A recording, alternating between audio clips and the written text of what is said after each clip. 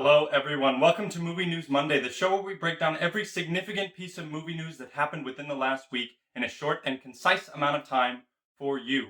I'm your host Dylan Strickland. Don't forget to like and subscribe if you enjoyed this video, and let's get started.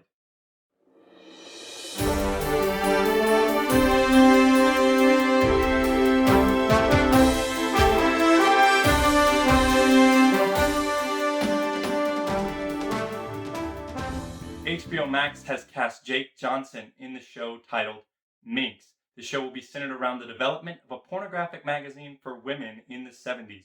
Ophelia Lovibond will be his co-star, and it will release on HBO Max exclusively. This story was brought to you by Variety last Monday.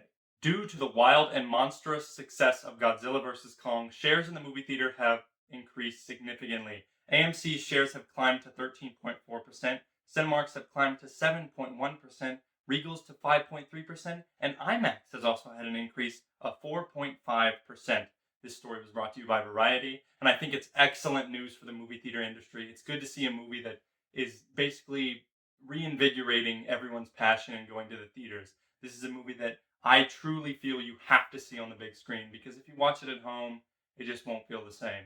Last week I brought you that Rian Johnson and Daniel Craig's Knives Out sequels are going to be arriving at Netflix, and we don't know whether or not they're going to be released in theaters.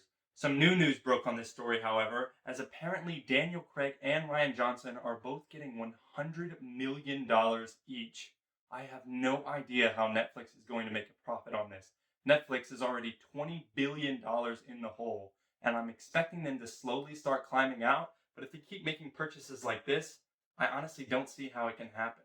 A new Angelina Jolie and Jon Bernthal movie dropped its trailer last week. It's titled Those Who Wish Me Dead, and I thought the trailer was just okay. Angelina Jolie seems to be some sort of firefighter, and then she finds a girl, and she's trying to protect the girl from a series of people who are hunting them. It looked okay. I'm probably going to see it once it gets released in theaters, but it is also coming out on HBO Max if you'd like to check it out at home, because everything that Warner Brothers releases this year also comes out on HBO Max. The new show Jupiter's Legacy has dropped its first trailer. It is coming out on May 7th on Netflix. It is a Netflix original, and I thought the trailer was just okay. It didn't really impress me in any sort of manner. It looks a little cheesy. It seems to be about some old superheroes who basically their lives are being changed because America is starting to turn against them. It looked just okay to me. I'm excited to see what the reviews are like, and maybe if I hear some better things, I'll check it out, but as of right now, I'm not really interested. If you'd like to check out any of the trailers that I mentioned in this video, they're all linked in the description down below, so you can be the judge for yourself.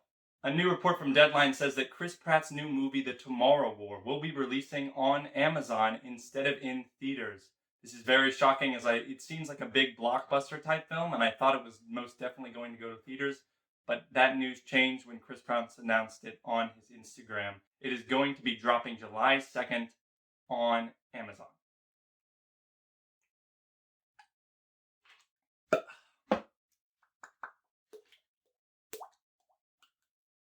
Netflix has announced that they have cast the lead for their new limited series, The 39 Steps, which will be based on the books.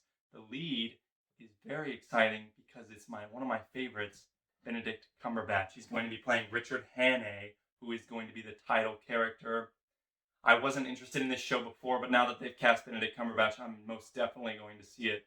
I loved everything that he's done, from Sherlock to his most recent film, The Courier, which is currently my #1 film of the new year. I'm going to be watching this as soon as it comes out. And that's going to do it for the regular news of last week. So let's get into super news.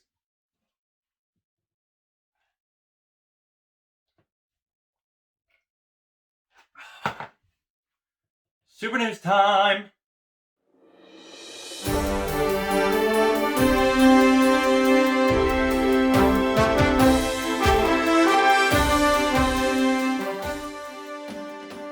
Hello everybody, welcome to Super News, the part of the show where we talk about the news that gives me a reason to stay on this freaking planet.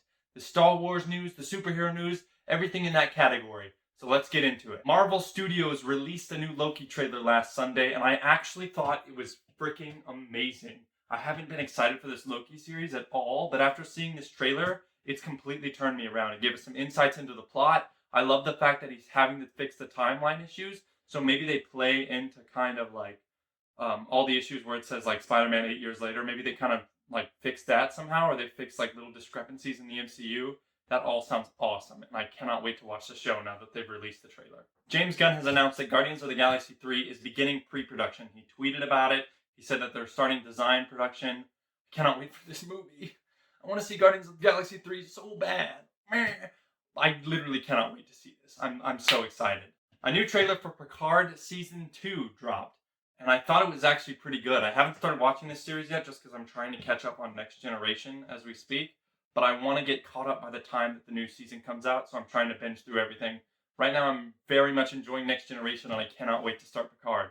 This trailer is linked down below if you'd like to check it out. A new report from Joe Blow says that the Black Widow box office expectations have tripled since they moved the release date from May 7th to July 9th.